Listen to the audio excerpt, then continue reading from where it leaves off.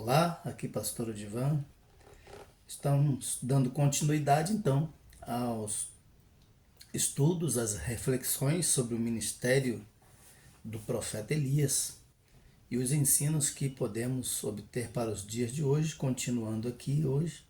Se você não assistiu os vídeos anteriores, vou deixar o link aqui na descrição deste vídeo para que você possa acompanhar sem perder nenhuma das nossas reflexões. Hoje quero mencionar aqui a razão de ser do profeta. Veja só, capítulo 17, versículo 2 diz: Veio a palavra do Senhor a Elias e Deus dá instruções a ele para se retirar e esconder junto ao ribeiro de Querite. Por que isso? Junto ao ribeiro haveria água, haveria condições dele sobreviver, porque ele havia então decretado que não choveria e essa seca seria longa e o profeta ia precisar estar em algum lugar que estivesse ao mesmo tempo escondido do rei Acabe e tivesse ali ao mesmo tempo a provisão. Essa era a ideia. Depois veio a palavra do Senhor, levanta-te e vai junto a Sarepta, né? É aquele encontro da viúva que eu falei no vídeo anterior, em que ele realiza ali um milagre para sustentar aquela viúva e depois um milagre para ressuscitar o seu filho. Depois ainda veio a palavra do Senhor, dizendo no capítulo 18, versículo 1, né?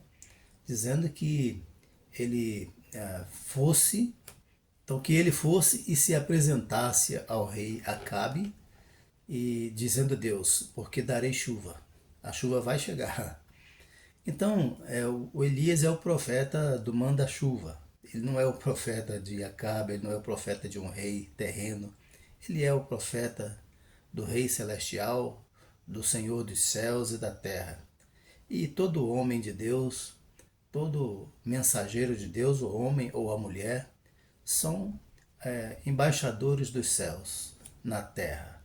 São portadores de uma mensagem que não são deles. A razão de ser do profeta é a palavra de Deus. Ele tem um compromisso com a palavra de Deus. E nisto ele precisa mostrar-se fiel. A razão de ser do seu ministério é entregar a mensagem. Ele é um porta-voz de Deus para o povo. Ele é um mensageiro. Ele não tem autoridade sobre a mensagem para adulterá-la, para transformá-la em outra coisa. Não. Ele tem que entregá-la fielmente, tal como recebeu de Deus. E Elias, ele cumpriu o seu ministério fielmente. Ele foi fiel na entrega da mensagem. Tanto é que Deus o aprovou. O que ele dizia, Deus realizava, porque era Deus falando através dele. Disse que não haveria chuva por muitos anos. E no versículo 1 do capítulo 18, nós vemos que por 3 anos não choveu. 3 anos sem chuva. Deus então cumpriu a palavra dita pela boca do seu profeta, ou seria pela boca de Deus, né? Então, nós vemos também que Elias se tornou o pai dos profetas ou o representante dos profetas.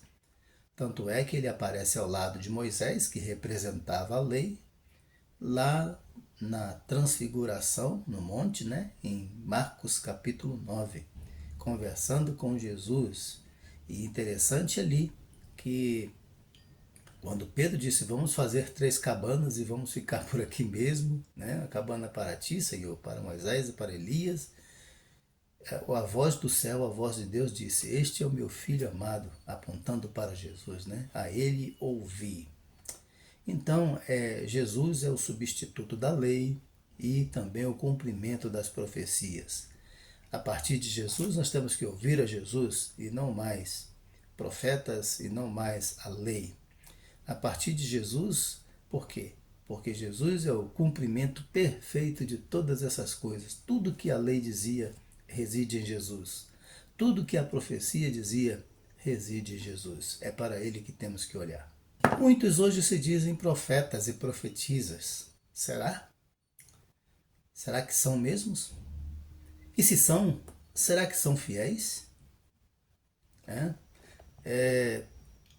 Ou será que estão apenas demonstrando poder, exibicionismo, sensacionalismo? Bom, Deus julgará cada um, é certo. Deus mandou Elias ir para o ribeiro de Querite, para junto daquele ribeiro. Esse ribeiro, segundo os historiadores, era um daqueles ribeiros que secam no tempo de grande seca, de grande estiagem. Ali, Elias seria sustentado por corvos e beberia da água do ribeiro até que ele se secasse, né? Assim foi Elias para o ribeiro de Querite, em obediência à palavra do Senhor. Como eu disse, a razão de ser do profeta é a fidelidade à palavra e obediência à palavra do Senhor.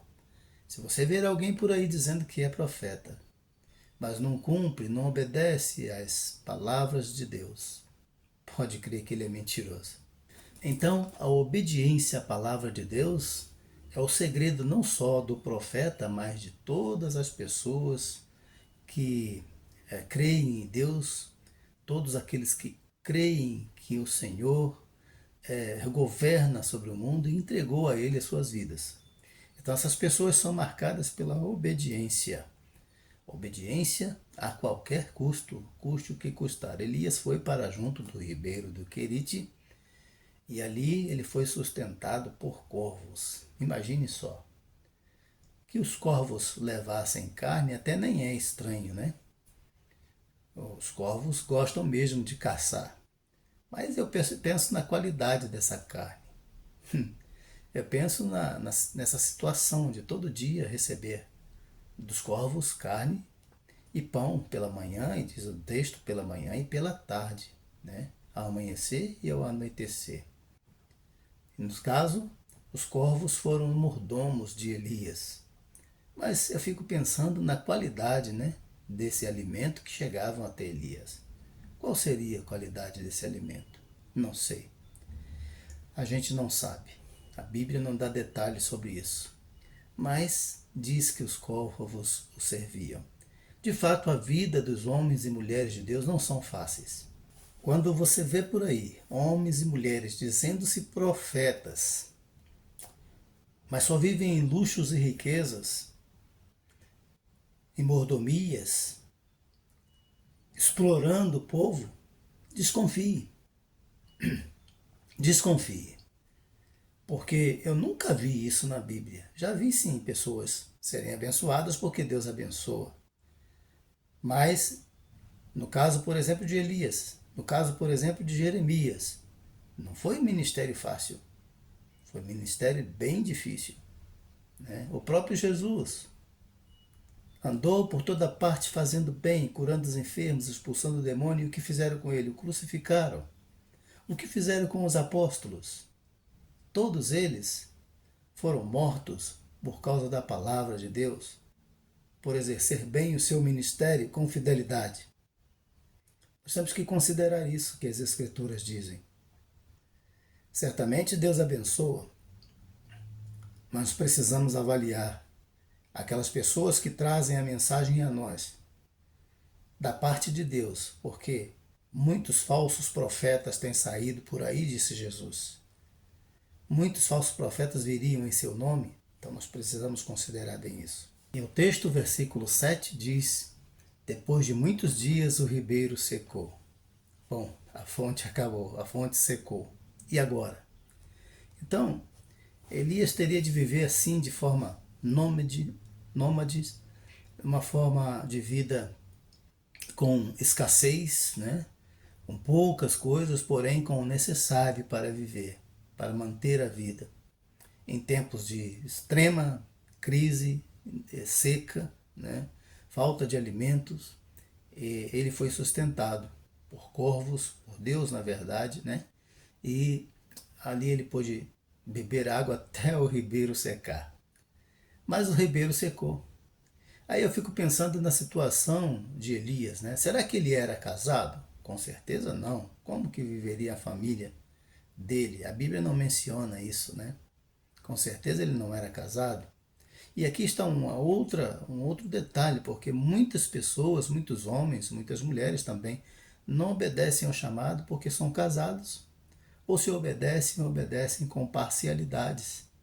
Porque tem que se dedicar à família, foi por isso que Paulo disse em 1 Coríntios capítulo 7, bom seria que o homem não tocasse em mulher, porque ele vê que a pessoa solteira se dedica bem à obra do Senhor, se dedicaria mais, e isso é mais importante, ou era mais importante para a pessoa na mente de Paulo, né? Entretanto, nós também precisamos de família e precisamos sustentar nossas famílias.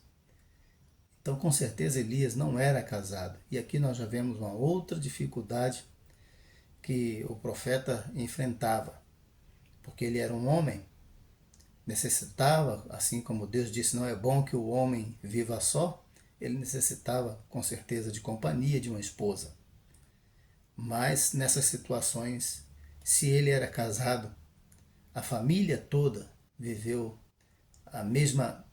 o mesmo drama, a mesma dificuldade. A família toda, se ele foi chamado, a família toda também foi chamada para sofrer e viver fielmente a palavra de Deus. E alguém hoje em dia poderia dizer, porque hoje nós lidamos com uma teologia que acha que os crentes em Deus podem tudo, são super poderosos. Olha, essas pessoas precisam pôr o pé no chão, andar na realidade. Se nós olharmos para a vida de Elias, por exemplo, né, alguém poderia dizer hoje em dia, mas ele não era servo de Deus, Deus não cumpria a palavra, por que não deu a ele uma vida melhor? Ele era um profeta em tempos de crise, de extrema perversidade, idolatria, feitiçaria. Ele teve que combater tudo isso. E você acha que quem vai combater o pecado vai viver em paz, tranquilo, de braços cruzados ou sempre no bem bom? Não. Quem está combatendo o pecado vai enfrentar a oposição. Deus vai dar vitória, vai dando vitória, mas você tem que enfrentar as oposições. E isso não é bom, não é agradável. A luta é intensa. É uma batalha espiritual que se realiza também no mundo físico, né? No mundo material. Há escassez, há perturbações, e o profeta precisa viver com a sua mente em Deus, com seu coração em Deus, manter-se firme. O crente em Cristo Jesus também precisa manter-se firme, constante no Senhor, em tempos de crise. É assim que acontece, essa é a realidade. Não anda por aí com a mente nas nuvens, com os pés no céu, achando que vai se dar bem em todas as coisas, que tudo vai correr bem para você, você vai ter rio de dinheiro, vai ter saúde a hora que pedir, porque não é essa a realidade. Tem muitos servos de Deus fiéis padecendo, inclusive padecendo por entregar a mensagem de Deus com fidelidade. Pense nisso. Então, com certeza as condições para o profeta Elias não foram boas, mas ele tem uma marca, ele simplesmente obedeceu. E esta é a marca do homem de Deus. Ele simplesmente obedece ao Senhor, mesmo que ele não entenda o que está acontecendo ou o que vai acontecer. Ele obedece à palavra do Senhor. E esta é a marca de todos os homens e mulheres de Deus, verdadeiramente de Deus. Eles são obedientes à palavra de Deus, custe o que custar. E é assim também na obediência que eles são sustentados milagrosamente, às vezes até através de mordomos curvos. Muitas vezes as coisas vêm da onde a gente não espera. Se fôssemos contar tantas histórias, né? que Deus usou assim, trouxe recurso, trouxe livramento de onde a gente nem imaginava. E tem sido assim na vida de todos aqueles que confiam no Senhor. Porque o Senhor é o nosso pastor e nada nos faltará, diz o Salmo 23, né? E muita gente gosta de dizer e recitar esse salmo. Mas quando a coisa aperta, aí já começa a murmurar, a reclamar, de Deus inclusive. Mas o Senhor é o nosso pastor e nada nos faltará. O verdadeiramente crente, o irmão, a irmã vai dizer: o Senhor é o meu pastor e nada me faltará. Mesmo quando a geladeira está vazia, mesmo com a doença, quando a doença chega, eles vão dizer isso e vão experimentar o quanto realmente Deus é bom. O quanto realmente Deus é o nosso pastor. Percebemos então que é assim que os servos de Deus são sustentados e alimentados milagrosamente. Em obediência à palavra de Deus, Deus os sustenta, Deus os guia, Deus os protege. Mas isso não significa sinal de abundância e nem de termos o melhor em termos de melhor na concepção, no conceito do mundo.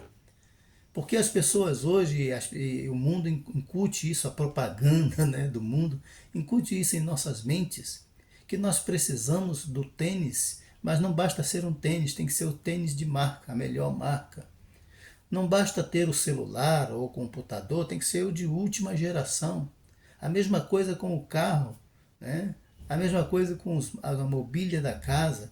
Tudo tem que ser de última geração, porque esse é um apelo de mercado. E nós então nos tornamos simplesmente joguetes de mercado, de propaganda, de marketing, buscando ansiosamente as coisas mais do que necessárias. Nós queremos sempre o melhor. E não tem nada de mal nisso, mas essa obsessão nos adoece e nos afasta diante de Deus, principalmente se forem tempos difíceis, como Elias vivia. E não se assuste com o que eu vou dizer. Tempos de crise sempre vêm. Acabamos de viver aí há um tempo atrás e ainda estamos vivendo a pandemia. Que tempo difícil, não é verdade? Que tempo difícil. Eu não parei nem um dia de trabalhar, trabalhei todos os dias, mas com as dificuldades, enfrentando dificuldades. E muita gente parou e eu não, continuei. Porque precisava. E eu sei quanto foi difícil, mas Deus nos guiou até aqui. Em nenhum momento peguei a doença. Tive algumas gripes, tive alguns resfriados, mas Deus me livrou de tudo. E agora estou aqui. Ainda estou aqui. Eu sei que não vai ser para sempre. E é assim. A gente tem que acreditar que Deus vai nos levar para a vitória. E a vitória é na concepção de Deus e não do mundo. A provisão é conforme a vontade de Deus, não conforme a vontade do mundo, da propaganda, do marketing, do mercado, do consumismo que hoje tem tomado a nossa mente, né? Praticamente nos obriga a ter as coisas que a última geração da tecnologia impõe, né? Hoje nós somos obrigados, por exemplo, a ter inteligência artificial, IA, para todo lado. É na TV, é no computador, é no celular. E chega sem pedir licença. Não pergunta se a gente quer ou não. E a gente vai usando. E a gente vai na onda. E é assim. E vai nos impondo coisas. Então, na verdade, nós pensamos que somos livres. Mas não somos. Nós vivemos uma falsa liberdade. Livre mesmo é quem não precisa de tudo isso para viver. E vive. Então, deve ser assim os servos de Deus. Então, outro grande profeta, João o Batista, é identificado com Elias pelo aspecto também de seu ministério.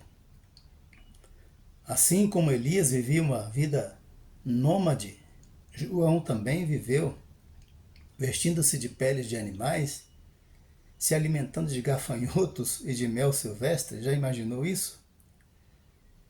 Ali ele não casou, não teve família, vivia como nômade no deserto.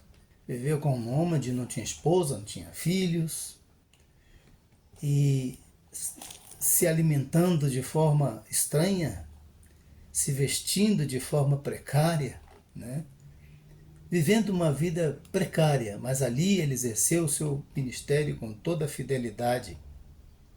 Ali ele denunciava o pecado do povo e o chamava ao arrependimento.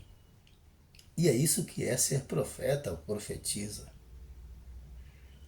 Não é estar nos palácios, dentro dos carros importados, dentro das limousines, não, andando de helicóptero de um lado para o outro. É claro que os tempos mudaram, mas o princípio ainda continua válido. Não são as coisas. Jesus disse que a vida do homem não consiste na abundância dos bens que possui. Lucas 12, versículo 15. Também disse: nem só de pão vive o homem, mas de toda a palavra de Deus. Os profetas sabem muito bem disso. Eles sabiam muito bem disso. E é assim que eles viviam, confiados tão somente na palavra do Senhor. Vemos aqui algo também interessante. Deus diz no capítulo 17 de 1 Reis, versículo 4, eu ordenei aos corvos que te sustentem. Que coisa mais estranha, que coisa mais surpreendente. Corvos, animais que não podem compreender, não foi dado a eles o raciocínio, não foi dada a eles a inteligência que foi dada a nós. Eles não foram criados à imagem e semelhança de Deus, nós sim. Mas muitas vezes nós, seres humanos, somos desobedientes. Olha que grande lição. Animais irracionais foram capazes de obedecer a Deus, enquanto nós, racionais, muitas vezes desobedecemos. Deus usa coisas, seres irracionais, para obedecer, para sustentar os seus servos fiéis. Quando nós somos fiéis, Deus faz isso. Deus usa coisas extraordinárias, surpreendentes, seres, até os seres irracionais, são colocados a serviço de Deus em nosso favor. E surpreendentemente, muitas vezes o povo de Israel, e naquele exato momento, o povo de Israel estava se dobrando a Baal, desrespeitando Deus.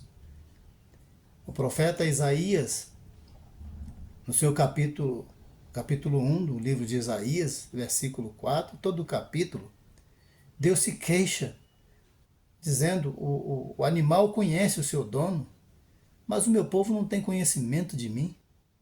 Que coisa surpreendente é o ser humano.